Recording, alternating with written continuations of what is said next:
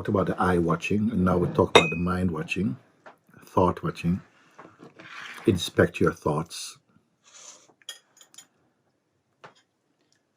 When it is seen that a thought that is appearing in the mind or as the mind is not true, then you must verbally declare it's untrue. This is not true. So not just think it's not true, but actually say this is not true. And then one wants to know, well, what is true? And as a matter of fact, most thoughts are not true. About practical things, it's okay up to a point, but let's start at a much more important level for recognition, and that is that whatever thought brings you into the I personality, the I person ego shape, that thought is not true. It's not good. So you can start with that. And in fact, nearly all thoughts that we are engaged with often is the ones that are reminding you of your sense of personhood, your position about something, what you believe, your take, your perspective personally. So, of course, with being vigilant with it and watching, you'll probably feel, oh my gosh, all these thoughts are untrue. Don't be surprised at that, because what you are going to discover, don't be disappointed. What you're going to discover is the space behind the thought, the space that was before the thought, the space that's there during the thought but is hidden or eclipsed because the attention goes to the thought, and the space that is there even after the thought has dissolved. And that space I'm calling the space of being, your natural state, peaceful, calm. Of course, mind will say, but I can't live like that. I've got things to do.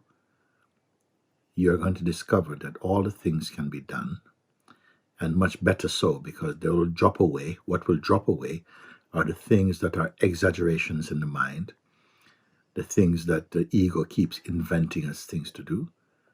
But then your whole energy field becomes choked up with just things to do lists, and also those thoughts that push you into states of agitation, fear, desire, anxiety.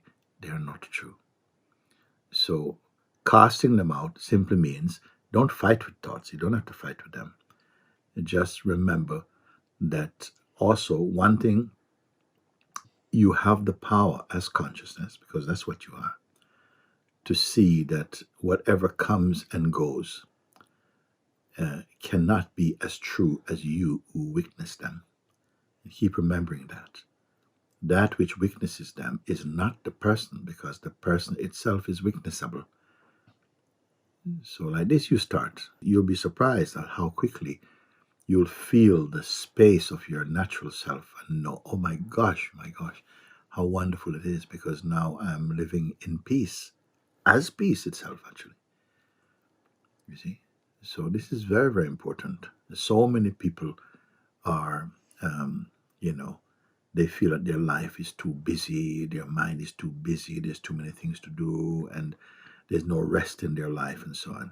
But it begins with thought, and it ends with thought. When you realize that, wait a second, thoughts are not necessary in quite the way that we have taken them to be. They don't necessarily enrich your life. They just make it more claustrophobic. So pay attention to this and see, what did you find just by keeping that attention, checking out the thought energy, even feeling some feelings quickly, thoughts come in with them, and to check it out, is this true? And you see that your discerning power, you may feel, I don't know if a thing is true or not, but don't worry about it. Get started, and quickly you will find that there's a power in you that has the capacity and the power to discern something to be true or not true. You get better at it. All the very best. Blessing to you. Okay. Bye bye.